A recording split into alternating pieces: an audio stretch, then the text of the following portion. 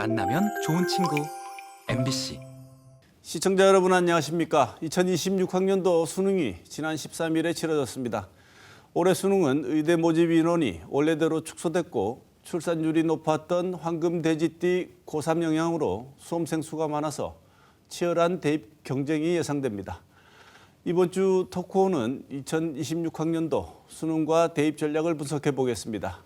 먼저 오늘 함께 하실 두 분 패널 소개합니다. 김정환 해화여고 진학부장 모셨습니다. 네, 안녕하십니까. 최대일 정화여고 진학부장 모셨습니다. 네, 어서 오십시오. 안녕하십니까. 뭐 다행입니다. 날씨 변수는 없었던 것 같은데 수능 치고 나면은 잘 친 사람, 못 친 사람 반응은 다를 수밖에 없고 네네. 항상 수능은 그랬는데 그래도 맞습니다. 전체적인 분위기라는 게 있지 않겠습니까? 네. 김 선생님 보시기에 이번 수능 보시기에 가장 큰 특징이 뭔지부터 한번 짚어보죠. 올해 같은 경우에는 작년과 마찬가지로 사교육 의조 문항 배제 기조를 유지하며 학교 교육 과정에서 핵심적이고 기본적인 내용을 중심으로 출제되었습니다. 최근 한 2, 3년 전부터 나타난 초고난도 문항, 우리가 흔히 이야기하는 킬러 문항 없이 상위권을 변별할 수 있도록 하는데 중점을 두었고, 그러다 보니까 쉬운 것 같으면서도 막상 문제를 풀어보면 좀 어려워지는 혹은 풀이 과정이 좀 긴 문제들이 출제된 걸로 보여집니다. 또한 수학과 탐구 영역 등 선택 과목이 있는 영역에서는 과목별 난이도 균형을 신경 써서 출제한 것으로 보여집니다. 특히 올해 사탐 지원자가 과학탐구 지원자보다 압도적으로 많은 사탐런 현상이 두드러져 이 부분들을 조금 더 보정하기 위해서 노력한 걸로 보여집니다. 그러다 보니까 작년보다는 조금 어렵고 재작년에 시험이 많이 어려웠다는 해보다 조금 더 쉽기는 한데 학생들 입장에서는 일단 모의고사보다 어려웠기 때문에 조금은 속상해하는 분위기가 있는 걸로 보여집니다. 네. 최대일 선생님은 어떻게 보셨는지요? 킬러 문항 배제는 계속 이어졌었고 그 다음에 EBS 연계율을 문항수 기준으로 50% 내외로 유지하려고 노력하였던 것 같고 연계 규제에 포함된 도표, 그림, 지문 등의 자료를 활용해서 수험생들의 연계 체감도를 높이려는 노력이 돋보였습니다. 네. 어쨌든 그 학생들이 체감하기에도 EBS 연계된 문제들이 많이 나왔다 이렇게 느낄 수 있는 정도로 연계된 문제가 많이 나왔습니까? 네, 연계 교재에 있는 내용들을 잘 활용했었는데 영어 같은 경우에는 모든 연계 문항이 EBS 교재 지문과 주제, 소재, 요지가 유사한 다른 지문들을 활용했기 때문에 학생들이 조금 낯설어 보였을 수 있겠습니다. 네.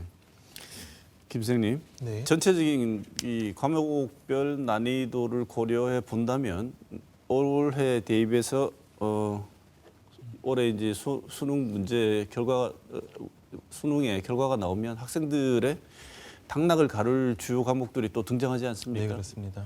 이 과목이 아마 당락을 가를 가장 핵심적인 과목이 될 것 같다고 생각되는 과목이 어떤 과목이라고 보십니까? 올해도 기본적으로 수학이지 않을까 싶은 생각이 있습니다. 수학의 경우에 엄청 어려운 초고난도 문항은 출제되지 않았지만 풀이가 길고 혹은 고민해야 되는 문항들이 있기 때문에 상위권과 중상위권을 조금 나르는 지표로서 나타날 걸로 보여집니다. 거기에 더해 국어 시험의 경우에 평소보다 조금 더 어렵다는 느낌을 학생들이 많이 받았습니다. 특히 1교시가 어려웠기 때문에 심리적인 위축감이 이후에 시험에도 영향을 줬을 확률이 있습니다. 그러다 보면 수학이 키이긴 하지만 국어에서의 점수의 위치도 조금 더 고민을 해봐야 될 것 같습니다. 작년 대비 최고점의 경우에는 국어의 최고점이 좀 더 많이 올라갔을 걸로 추정되어지기 때문에 결국 문제가 어려웠고 차이가 좀 컸던 게 아닌가라는 생각을 하게 됩니다. 김정환 선생님 보시기에는 수학 그리고 국어가 아마 당락을 가르는 핵심적인 과목이 될 것 같다고 말씀 주셨는데 최 선생님은 어떻게 보십니까?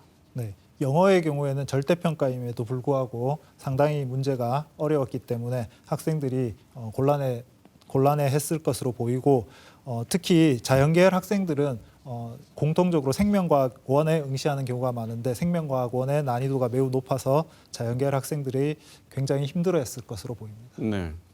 두 분 말씀 종합하면 학생들이 힘들어할 것 같은데요. 왜냐하면 한 분은 국어 수학이고 한 분은 영어고 국영수 잘해야지 된다는데 그러면 이 당락을 결정하는 건 국영수인데 그런데 다음 질문은 또 탐구입니다. 탐구 중에서도 사탐입니다.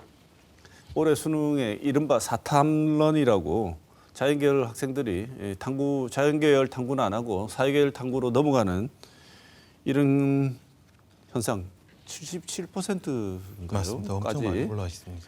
예, 응시를 하면서 이 이른바 등급 인플레이션이 심해질 거다 이런 걱정들이 많고 우려가 많았는데 최 선생님 사탐론 현상 어떻게 보십니까? 어떤 영향을 주게 될까요?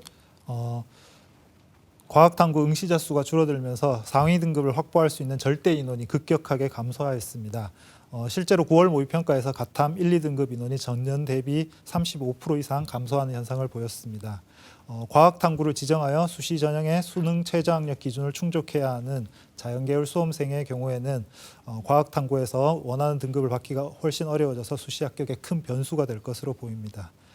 뿐만 아니라 자연계 학생들이 넘어가게 됨으로 인해 가지고 사회탐구 내에서도 상위권 경쟁이 치열해질 것으로 분석이 됩니다. 김 선생님 보시기에는 사탐론 어떤 결과를 불러올 거라고 보십니까?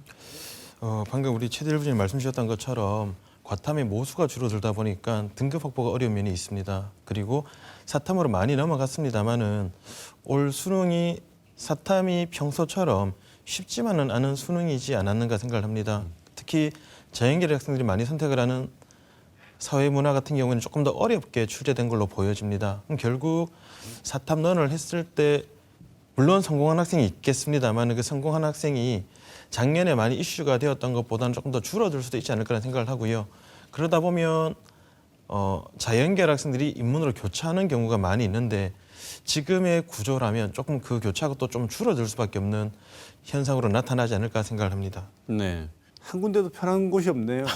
그래서 사실은 선발하는 쪽에서 볼 때는 변별력이 있어서 학생들의 동점자로 인한 고민은 좀 줄어들겠습니다만 학생들은 상대적으로 자기 위치를 정확하게 파악할 필요가 있다는 생각이 드는데 네. 특히나 올해 또 변수 중에 하나가 7년 만에 가장 많은 수험생 숫자이지 않습니까? 네, 맞습니다.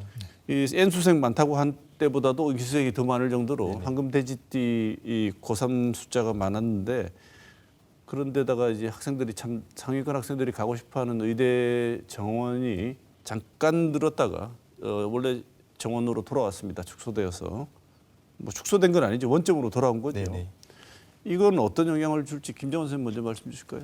일단 인원이 많이 늘어났기 때문에 모수가 늘어났을 수도 있지만 또 내신의 상위권이나 뭐 상위의 수능의 고득점 학생 수가 같이 늘어날 수가 있습니다.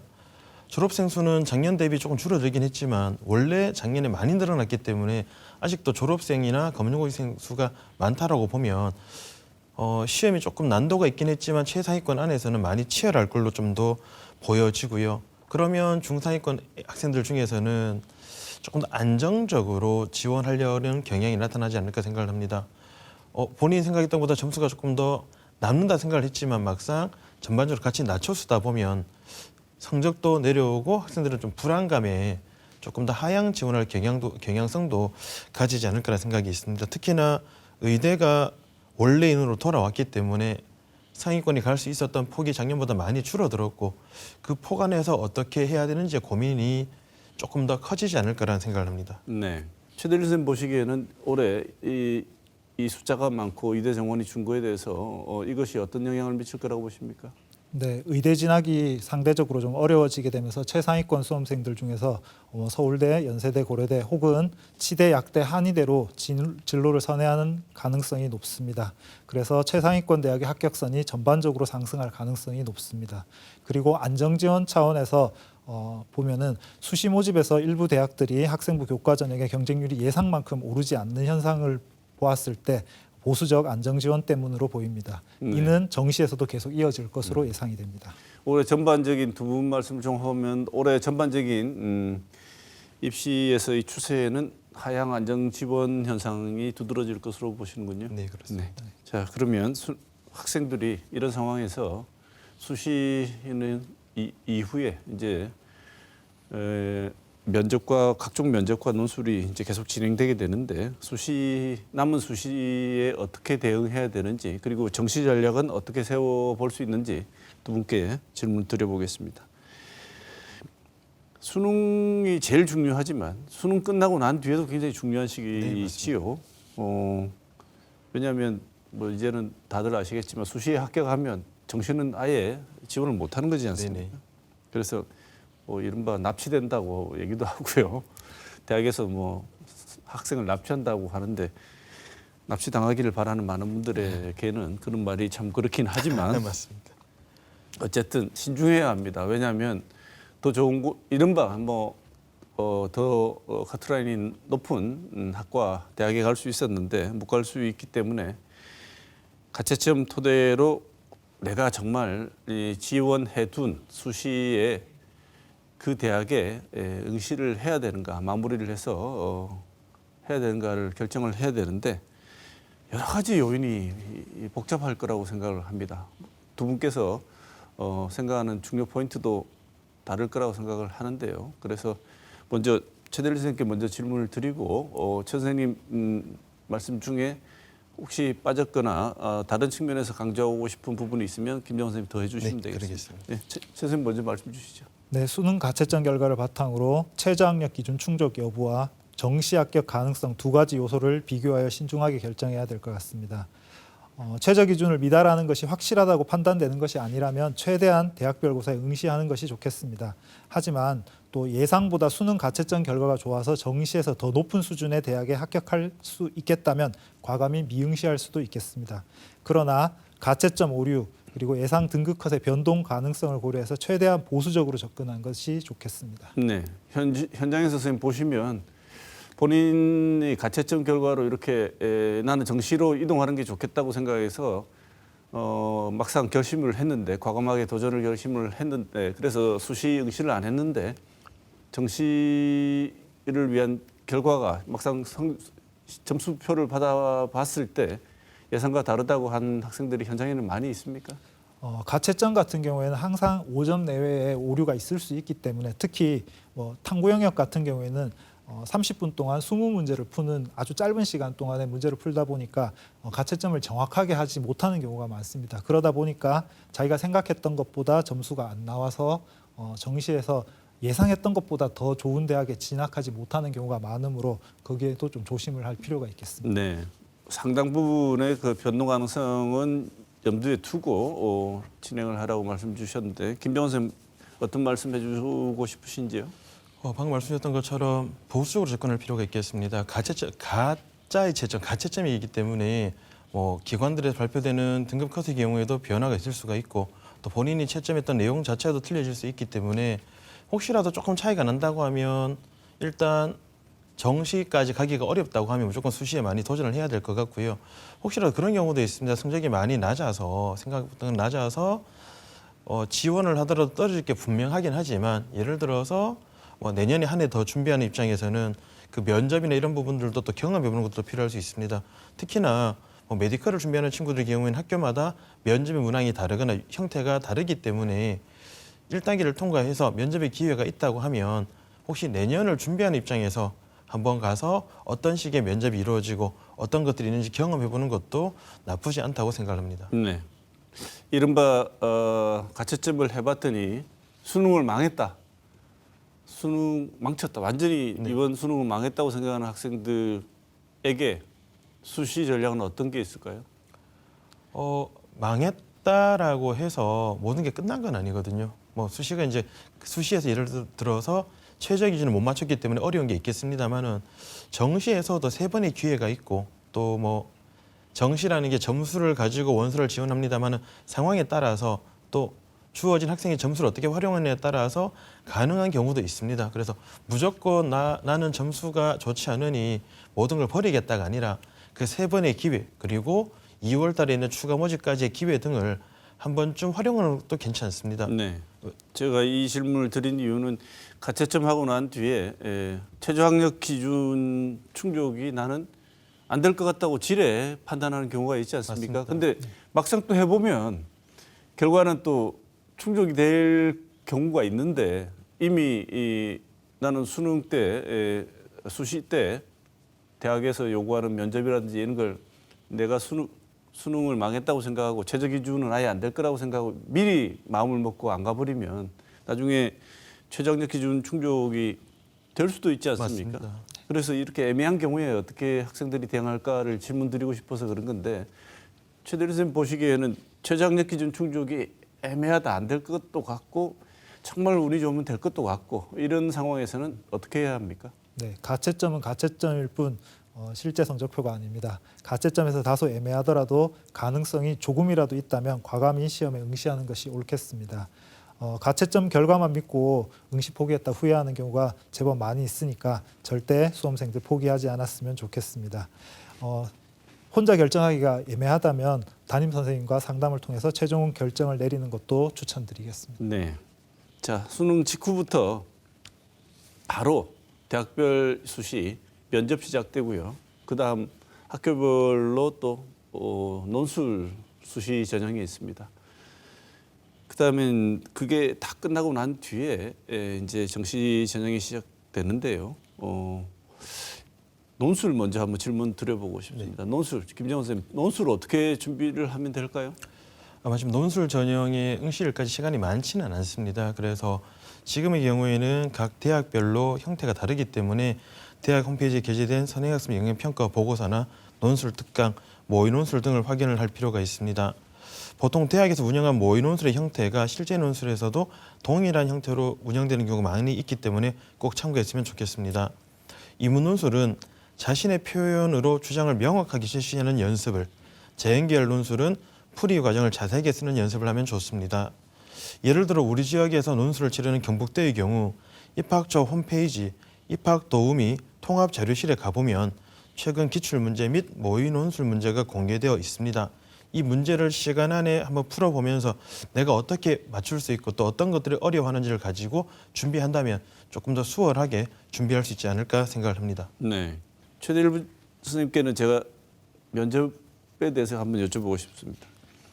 면접에 대해서 학생들이 막상 잘 아는 것 같고 선생님들도 교육을 많이 하시지만 또 막상 학생들이 면접의 필수적인 요령이나 준비해야 되는 것들에 대해서 숙지가 잘 안 돼 있다 이런 생각이 또 대학 면접 현장에서는 느껴질 때가 있는데 선생님 보시기에 면접은 남은 기간에 어떻게 준비를 해야 할지 조언을 좀 주시죠. 네, 수능 이후에 면접 준비는 준비할 수 있는 시간이 그렇게 길지는 않습니다. 따라서 최대한 효율성을 발휘해서 준비를 해야 될 것 같습니다. 지원한 대학의 면접 유형이 제시문 기반 면접인지 서류 기반 면접인지 인성 면접인지 정확하게 파악하고 평가 항목을 파악해야 합니다. 이는 모집 요강 혹은 선행학습 영향평가 보고서에 자세히 나와 있으니 미리 확인해야 되겠습니다. 다음에는 자신이 제출한 학교 생활 기록부를 꼼꼼하게 다시 읽어봐야 되겠습니다.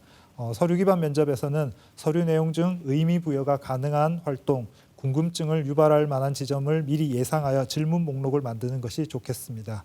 그리고 지원한 학과와 관련된 최근 시사 이슈나 학과 트렌드를 간략하게 점검하고 준비하는 것이 좋겠습니다. 실전과 같은 연습을 위해서 친구들이나 학부모님과 함께 실제 면접 환경과 유사하게 모의 면접을 실시하는 것도 좋고 시간을 재며 답변하는 연습을 통해 실전 감각을 높이고 영상 촬영 등 피드백을 통해 자신의 습관을 객관적으로 파악하고 개선하는 것이 좋겠습니다. 네. 수시 항목마다 면접에서 주요 이 측정하고자 하는 항목이 다르기 때문에 이번 이 대학에 내가 보는 면접은 뭘 보고 이 대학에 내가 보는 면접은 뭘 보고를 반드시 확인을 해서 그에 대한 대비를 해주는 게 제일 첫 번째 말씀 주신 제일 중요한 항목이 아닌가 하는 생각이 듭니다. 김정은 선생님 추가로 뭐 면접에 대해서 더 주실 말씀 있으신가요? 아까 최대일 부장님 말씀 주셨던 것처럼 그렇게 준비를 하면 될 것 같고요. 우리가 이제 학생부를 보다 보면 기억이 잘 나지 않는 것들이 많습니다. 그래서 무조건 외우려 하기보다는 그 내용의 상황들을 한 번 더 고민하는 게 좋을 것 같고요. 또 요즘 면접의 경우에는 교과적인 개념을 확인하는 경우도 많이 있습니다. 학생부의 활동이나 역할들을 한 것들도 확인을 하겠지만 이 학생이 이제 교과의 내용에서 이런 걸 했다고 하는데 교과 내용은 정말로 잘 인지하고 있는지 그런 기초적인 부분들도 확인하는 경우가 있는 걸로 알고 있습니다. 그래서 활동뿐만 아니라 기초적인 개념, 용어들에 있어서도 한 번쯤 체크하는 것이 필요해 보입니다. 네. 자, 정시 얘기 한번 해보겠습니다. 정시로 넘어가게 되면 이것도 참 만만치 않은 게 지금 입시 제도는 너무 복잡하죠. 특히나 이렇게 대학마다 표준 점수에 따라서 한다 그러면 또 이해가 되는데 또 100분위 활용을 하고 심지어 학과마다 점수별로 과목마다 반영하는 비율도 다르고 네, 맞습니다. 어떤 데는 표준 점수고 어떤 데는 100분이고 도대체 어떻게 되는지 심지어 계산식이 학교마다 제시될 정도로 복잡합니다. 이런 상황이면 수험생들 역시 내가 과연 어떤 기준에 따라서 진학을 해야 되는지 굉장히 힘들 것 같습니다. 내가 어느 대학을 진학해야 지원을 해야 유리한가 이걸 찾을 수 있는 방법, 정시 지원 포트폴리오를 구성하는 데 있어서의 기본 원칙, 혹은 지원할 대학을 고르는 팁 두 분께 한번 여쭤보고 싶습니다. 김병호 선생님 이번에 먼저 하실까요? 예, 말씀 주셨던 것처럼 정시 모집은 반영 영역수, 반영 과목수, 반영하는 방법, 비율, 가산점 등 상당히 다양하게 구성되어 있습니다. 그렇기 때문에 우리 학생들에게 본인에게 유리한 것이 무엇인지를 한 번 더 확인할 필요가 있습니다. 일반적으로 중상위권 대학은 표준 점수를, 그리고 나머지 대학들은 100분위를 활용하는 경우가 있기 때문에 본인이 유리한 것을 찾아야 될 것 같고요. 국어, 수학, 영어, 탐구를 다 반영하는 학교도 있고 학교에 따라서는 한 과목을 빼고 세 과목을 반영하는 학교들도 있습니다. 그런 것들을 찾아보아야 될 걸로 보여집니다. 최상위권 수험생의 경우에는 보통 가나군의 학교가 좀 더 집중되어, 물론 지금 다하군의 학교들이 좀 늘어나긴 했지만 가나군의 주요 학과가 몰려 있다 보기 때문에 이 두 번의 기회, 세 번이 아닌 두 번의 기회라는 생각으로 접근을 해서 조금 더 활용할 필요가 있을 것 같고요. 상위권 학생의 경우에는 최상위권이 어디로 가느냐에 따라서 연쇄적으로 이동 현상이 나타날 수 있습니다. 그래서 대학이나 학과의 여부 그리고 이동 현상까지도 고민해 봐야 되지 않을까 생각을 합니다. 중위권의 경우에는 가나다군에서 만약 재수를 생각하지 않는다면 하나 혹은 두 개를 안정적으로 지원을 하고 나머지 하나를 조금 더 높여 쓰는 것도 필요해 보입니다. 학교마다 군이 조금 다릅니다. 우리 저기 경북대 같은 경우에는 가나군을, 영남대 같은 경우에는 나다군을 주력을 하고 있기 때문에 본인이 지원하고자 하는 학교의 높이에 따라서 어떻게 가나다군을 배치를 해야 될지 고민해 봐야 될 것 같습니다. 또한 정시 기간이 되면 학교별로 선생님과 상담이 많이 이루어질 예정입니다. 학교뿐만 아니라 한국대학교육협의회 대입상담센터에서 운영하는 전화 상담이나 온라인 상담도 있습니다. 그리고 우리 교육청에서는 12월부터 정시 상담실 그리고 대입 지원관의 상담 등이 있기 때문에 여러 채널을 활용하셔서 학생에게 유리한 전형 그리고 유리한 학과를 찾아보시는 것을 추천드립니다. 네. 최대일 선생님, 정시 지원에 학생들에게 주시고 싶은 팁이 있다면 어떤 게 있으실까요? 네, 자신의 수능 성적표를 가장 유리하게 활용할 수 있는 대학을 찾는 것이 정시 지원의 전략의 핵심이라고 볼 수 있겠습니다. 학교마다 과목별 반영 비율이 다르고 일부 대학에서는 선택 과목별 유불리를 줄이기 위해서 변환 표준 점수를 활용하고 있으므로 정시 지원하기 전에 발표되는 변환 표준 점수를 반드시 확인하고 자신의 유불리를 확인해야 되겠습니다. 그리고 세 번의 지원 기회가 있으니까 상향, 적정, 안정 세 가지 유형으로 나누어서 적절히 지원하는 것이 중요할 것 같습니다.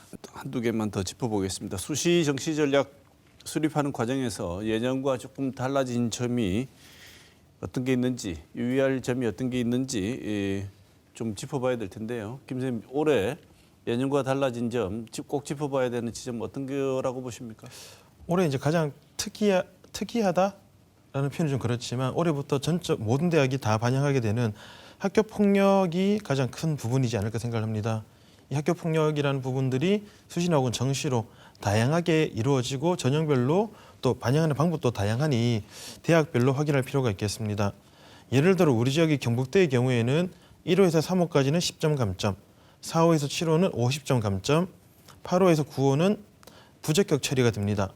영남대의 경우에도 감점 8, 9호는 부적격 처리, 계명대의 경우에도 만점에서 일부 감점 처리 혹은 부적격 처리가 되기 때문에 혹시라도 해당되는 학생이 있다면 그 부분을 고려해서 지원해야 되지 않을까 생각합니다. 네, 현실적으로 학폭 이력이 있는 학생들은 상당히 지원에 부담을 느낄 수밖에 없는 상황이고 그렇습니다. 점수 감점폭을 그다음에 심한 경우에는 아예 부적격 처리까지 하는 상황이기 때문에 잘 생각해서 진행을 해야 됐다는 생각이 드는데 선생님 보시기에 예전과 달리 이번에 학생들이 좀 주목해야 되는 지점이 있다면 어떤 게 있을까요? 저는 지역 인재 전형 모집이 증가하고 있다는 것을 주목해야 될 것 같습니다. 지역 학생들에게 지방의학학 계열 지역 인재 전형 모집이 크게 확대되었기 때문에 지역 학생들에게는 큰 기회가 될 것 같습니다. 지방권 소재 학생들은 수도권 학생들하고 경쟁을 피할 수 있고 상대적으로 용이하게 의학학 계열에 진학할 수 있는 기회가 될 것 같습니다. 대구 경북 지역 수험생들이 지역 인재 전형에 적극적으로 활용하는 것이 대입 성공에 좋은 기회가 될 것 같습니다. 네, 수험생이 증가를 하면서 그 여파인지 아니면 다른 경향이 생긴 건지 모르겠습니다만 지역대학 경쟁률이 조금 상승을 했습니다. 네. 그런데 여전히 수도권 대학 쏠림 현상은 큰 틀에서는 아직 변화가 없다 이렇게 볼 수도 있고 어떻게 보면 가속화한다 이런 느낌도 받을 수 있는데요. 두 분 선생님 보시기에 올해 입시에서 수도권과 지역대학 지원 추세 어떤 경향을 보일 건지 어떻게 예상하십니까? 올해도 작년과 비슷하지 않을까 생각을 합니다. 학생들의 경우에는 수도권 선호도가 아직도 많이 있고 또 비슷한 학교 정도라고 하면 수도권을 가겠다는 의지가 많이 있습니다. 부모님의 경우에도 학생이 하겠다고 하니 보내겠다는 분들도 많이 있어서 좀 고민이 큰 편입니다. 앞서 최대일 분이 말씀 주셨던 것처럼 지역인재 전형을 잘 활용하는 경우 그리고 대학을 졸업하고 나서도 지역의 공기업의 경우에는 지역인재 전형으로 학생을 선발하는 경우가 있습니다만은 그런 부분보다는 학교의 이름이나 이제 서울이나 특수성을 가지고 서울에 좀 더 지원하고자 하는 그런 모습들이 예년이나 올해나 비슷하게 좀 더 많이 있지 않을까라는 걱정이 있습니다. 네, 최대일 선생님도 비슷하게 예상하십니까? 네, 수도권 집중 현상이 우리 사회 전 분야에 광범위하게 일어나고 있는 현상인 만큼 입시에서도 예외는 아닌 것 같습니다. 국가에서 지방대학을 육성하려는 정책적 지원, 그리고 지역대학들의 적극적인 홍보와 학생 유치를 하려는 노력이 이를 극복할 수 있을 것 같습니다. 네, 적극적인 노력 다 같이 열심히 해서 지역대학의 지원율이 실질적인 지원율 상승으로 좀 이어졌으면 하는 바람이 개인적으로 있습니다. 자, 올해 대입 경쟁이 한층 치열했는데요. 치열한 만큼 또 올해가 안 되면 재도전을 하겠다는 이른바 재수생들, N수생들 많이 늘어날 것 같고 지금도 그런 생각을 이미 하고 있는 사람들도 있을 것 같습니다. 심지어 이제는 재수는 선택이 아니고 원래 고등학교 4학년처럼 지나가는 과정 아니냐 이런 얘기들도 있더라고요. 그 긴장을 늦추려고 하는 얘기겠지만 수능 시험을 치러 들어가는 학생들이 마지막 모의고사 잘 보자 이런 얘기를 긴장을 풀기 위해서 하는 얘기도 같습니다만 이게 그냥 그런 얘기로만 들리지 않는 이유가 N수생이 그만큼 많기 때문이죠. 네, 그렇습니다. N수 고민하는 학생들에게 어차피 결심을 하고 재수 혹은 N수를 하기로 마음을 먹었다면 어떻게 해라 이렇게 조언을 해주고 싶은 내용이 있으면 말씀을 주시기 바랍니다. 네. 최 선생님 먼저 말씀 주시죠. 이제 막 수능을 치른 만큼 벌써 N수를 얘기하기엔 좀 이르지 않나 이런 생각도 들긴 한데 현재 가채점 결과를 성적으로 너무 섣부르게 예측하지 말고 2026학년도 입시가 끝날 때까지는 최선을 다해 노력해보고 그때도 결과가 좋지 않았을 때 고민해도 늦진 않다고 생각합니다. 하지만 끝까지 최선을 다하고도 좋은 결과를 얻지 못해서 N수를 하게 된다면 자신의 실패 원인을 냉철하게 분석할 필요가 있다고 생각합니다. 실패 원인은 외부에서 찾기보다는 자신 내부에서 문제를 찾고 이를 개선한 다음에 그런 실수를 반복하지 않도록 하는 것이 중요하겠습니다.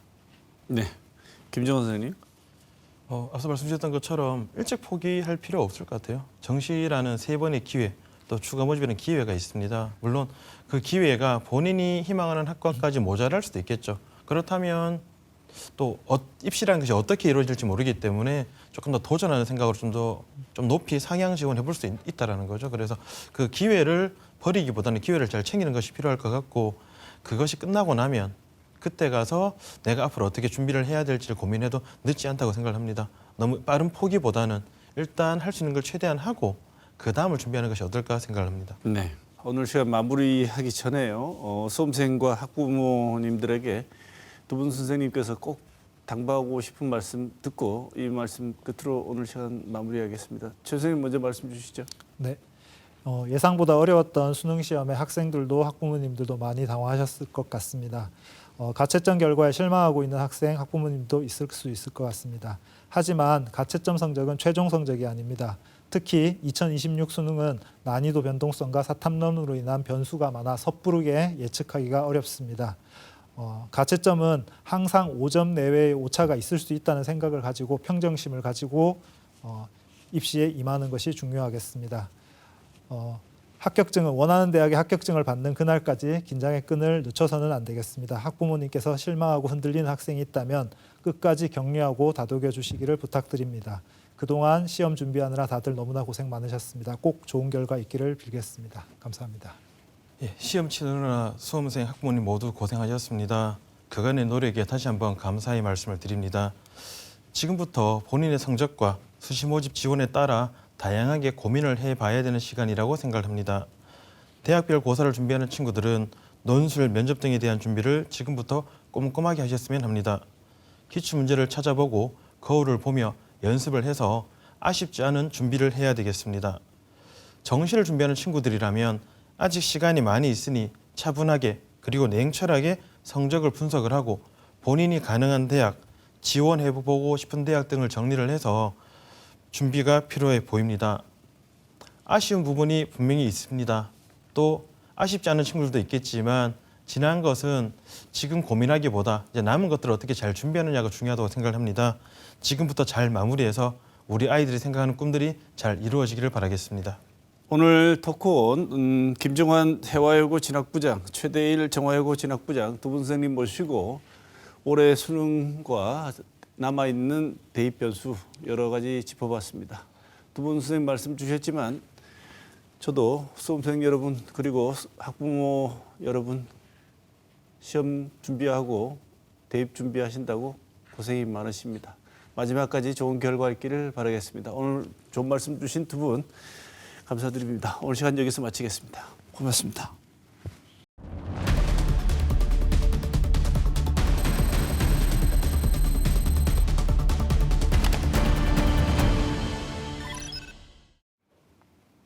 한 주간 중요한 뉴스를 짚어보는 시간 뉴스원입니다. 오늘도 보도국 김은혜 기자 나와 있습니다. 어서 오십시오. 안녕하십니까. 한 주간 정말 중요한 뉴스가 많았는데 네. 어떤 걸 골라오셨습니까? 먼저 항소 포기 논란과 그리고 내란 관련 수사가 뉴스를 가득 채운 한 주였습니다. 네. 이 대장동 개발 비리 의혹과 관련한 1심 선고가 4년 만에 나왔는데 검찰이 항소를 제기하지 않은 거죠. 네, 이 사안과 관련해서는 정말 내용이 길고 복잡한데요. 좀 간단하게 정리를 하면 경기 성남시 대장동 개발 당시 화천대유라는 민간 업체가 이 거액의 이익을 갖도록 이 사업을 설계하고 진행했다는 의혹과 관련해서 유동규 전 성남도시개발공사 본부장과 그리고 김만배 씨 회계사, 변호사 등 5명에 대해서 수사를 벌였고요. 1심 판결이 지난 10월 31일에 나왔습니다. 모두 징역형을 받고 법정 구속됐습니다. 항소가 7일 이내에 이루어져야 됩니다. 하지만 검찰이 항소를 하지 않았습니다. 검찰 수사팀은요, 대검과 중앙지검이 불허했다라고 주장을 했고요.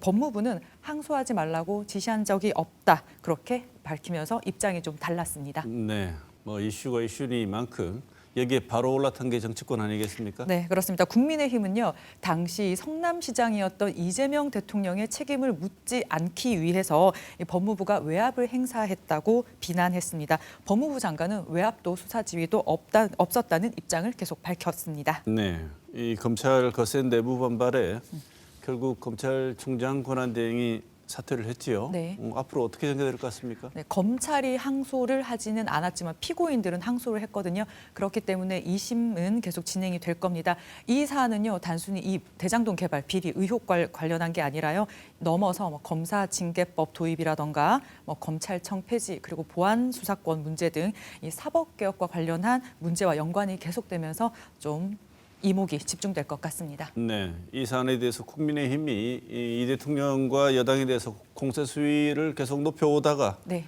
거기에 하나 더 얹었죠. 황교안 전 총리 체포 사안까지 얹은 것 같아요. 네, 그렇습니다. 국민의힘은 지난 12일에 국회에서요, 검찰 항소 포기 외압 규탄 대회를 열었습니다.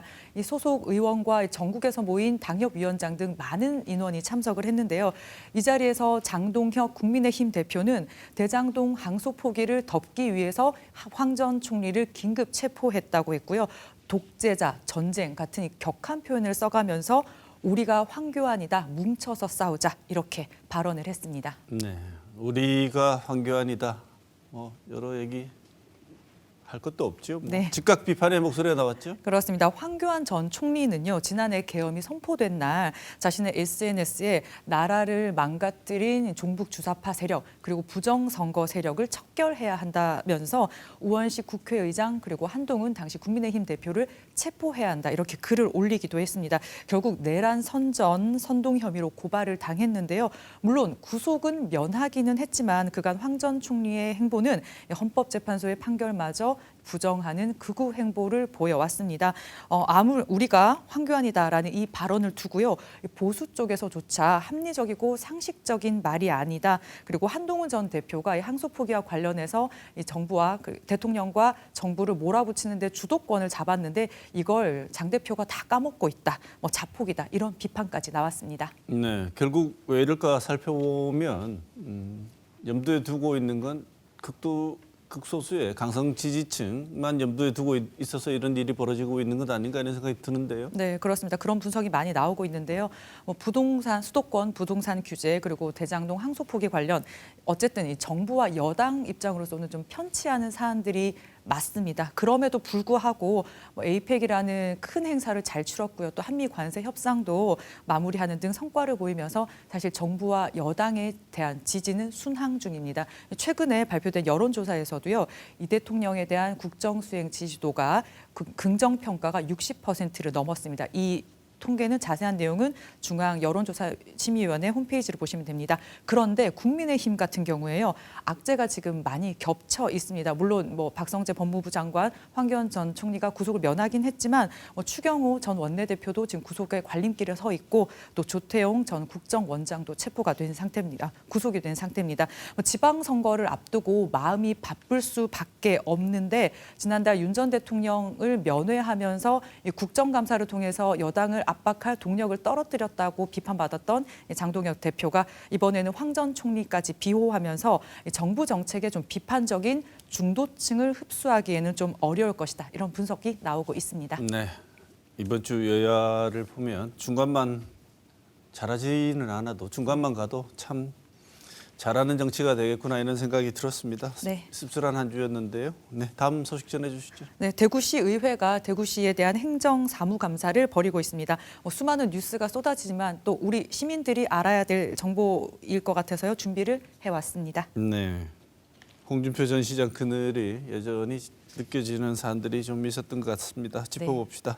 홍 전 시장 재정 혁신을 외치며 여러 기금을 없앴는데 오히려 채무가 늘었다면서요. 네, 홍준표 전 시장이 취임하면서 내세운 게 재정 건전화였습니다. 임기 내에 1조 5천억 원의 대구시 채무를 상환하겠다고 밝혔었는데요.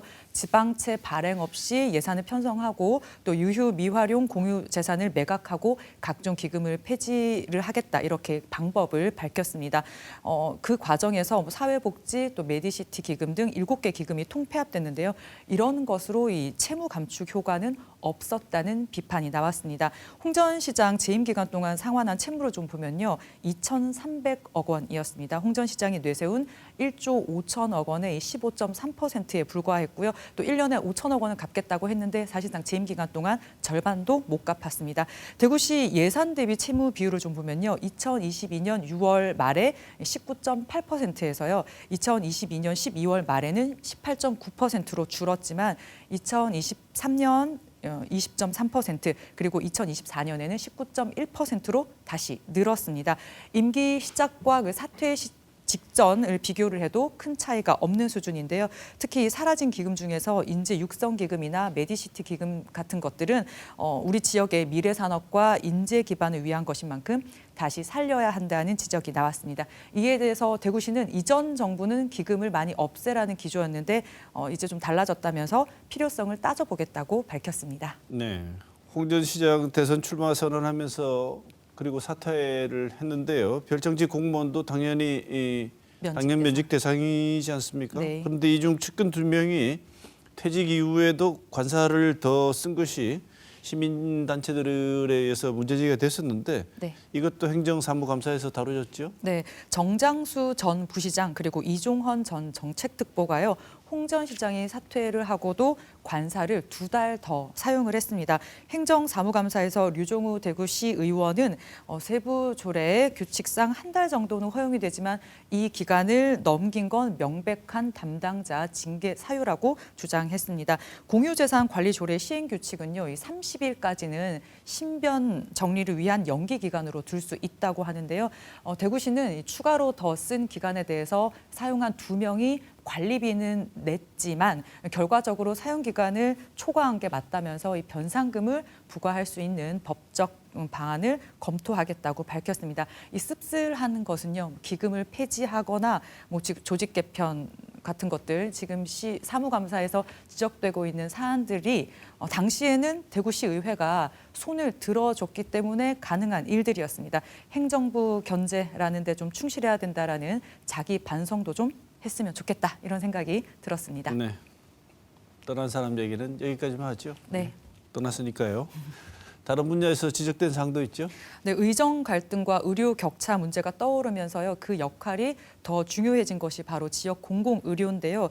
대구 의료원에 대한 질타가 좀 있었습니다. 먼저 이 대구 의료원마저 지금 안과와 이비인후과의 진료가 중단됐는데요. 인력 부족으로 인한 문제라고 합니다. 그렇기 때문에 경북대 병원에서 파견되거나 순환근무 오는 인력에만 너무 의존하지 않고 자체 인력을 확보하기 위해서 좀 노력해야 한다라는 시의원들의 지적이 있었고요. 또 대구 의료원의 장애인 의무 고용률이 1.54%로 전국 공공기관 평균의 절반에도 미치지 못하는 점, 그리고 이 부족한 고용을 고용 부담금으로 덮고 있는 문제 등이 개선할 점으로 꼽혔습니다. 네.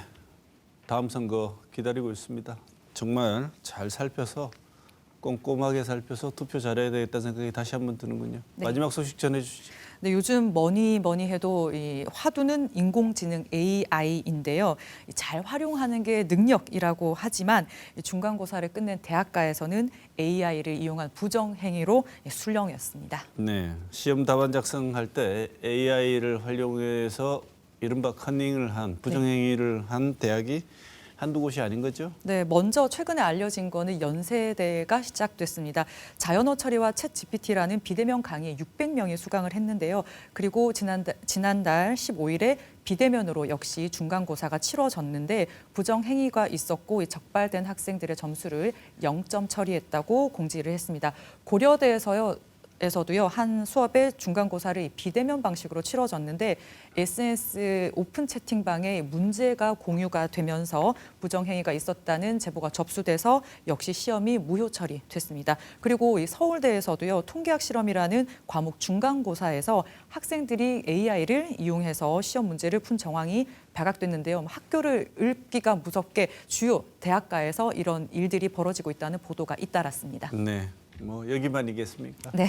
코로나19 이후로 전국의 초중고는 물론이고 대학에서도 비대면 강의가 생겼고 평가도 역시 비대면으로 하는 게 활성화돼서 부정행위를 미리 막을 수 있는 여러 가지 장치들을 고민을 했어야 되는 건데 비대면이다 보니까 이런 부정행위를 막을 수 있는 장치에 대한 고민이 없었던 건가요? 장치는 있긴 있었습니다. 연세대 같은 경우에요. 응시자들의 얼굴과 손이 보이도록 화면을 촬영해서 영상을 제출하도록 했는데 일부 학생들 같은 경우에는 뭐 각도를 좀 조정하거나 여러 프로그램을 띄워놓고 그 사이에 이제 AI를 활용한 것으로 드러났고요. 서울대 같은 경우에는 30여 명이 강의실에서 이렇게 문제를 푸는 거였는데 그때도 AI를 쓰지 말라 공지를 했다고 합니다. 그렇지만 챗 GPT를 이용을 해서 문제를 푼 것으로 드러났습니다. AI 사용 금지를 뭐 공지를 하거나 뭐 일부 프로그램으로는 막지 못하는 한계가 드러났고요. 또 학생들 사이에서는 AI를 활용하지 못하면 손해라는 인식이 퍼져 있기도 합니다. 이런 문제가 불거지면서 AI 활용 가이드라인을 마련하고 또 표절 검사 도구를 도입하는 등 이제라도 관련 대책을 마련해야 한다. 이런 지적이 높아지고 있습니다. 네. 이 대학가의 윤리는 어디 있는가 이런 보도 제목도 있던데요. 네. 사실은 이건 좀 복잡한 문제입니다. 이게 대학가의 윤리로 치환할 수 없는 문제인 게 학교 측이 무방비로 당하고 있다고만 학교도 물론 주민해야겠지만 비난할 수도 없는 것이 비대면이기도 하고 대형 강의이기도 하고 새로 변하는 미디어 환경에서 따르는 불가피한 어떤 지체 현상으로 볼 수도 있다는 점도 분명히 있는 것 같은데 그렇게 보이지 않습니까? 네, 그렇습니다. 학생들에게요. 이제 AI는 더 이상 새로운 도구가 학습 도구가 아닙니다. 진학닷컴이 고등학생을 대상으로 설문조사를 했는데요. 10명 중 9명은 수행평가에 AI를 활용한다고 답을 했습니다. 그리고 한국직업능력연구원이 2024년 8월에 생성형 AI를 이용한 경험이 있는 전국 대학생 726명을 대상으로 설문조사를 했는데요. 그때도 전체 응답자의 91.7%가 과제나 프로젝트 등의 AI를 활용한 경험이 있다라고 답을 했습니다. 교육 현장에서요, AI의 중요성을 또 강조하고 교육했던 상황에서 말씀하신 대로 학생들의 윤리의식 또는 일부의 일탈로만 문제 삼을 수 없는 일이 됐습니다. 왜냐하면 비대면 강의 같은 경우에는 장소의 제약도 없고요. 또 동영상은 재활용을 할 수 있는 점 등이 있잖아요. 대학 측에서 보면 재정 효율 그리고 편리함 등을 이유로 대형 그리고 비대면 강의를 많이 늘렸기 때문입니다. 하지만 많게는 학생들이 수백 명 그리고 1,000명가량 된다고도 하던데요. 그런 학생들을 교수나 강사 한 명이 맡는 게 현실이 되고 있습니다. 교육의 질 저하는 물론요, 평가도 부실할 수밖에 없다는 점, 이 AI 부정행위 문제가 도마에 오른 이 시점에 이 문제에 대한 고민도 함께 필요해 보입니다. 네, 김은혜 기자 이번 주도 소식 준비한다고 고생 많았습니다. 고생하셨습니다.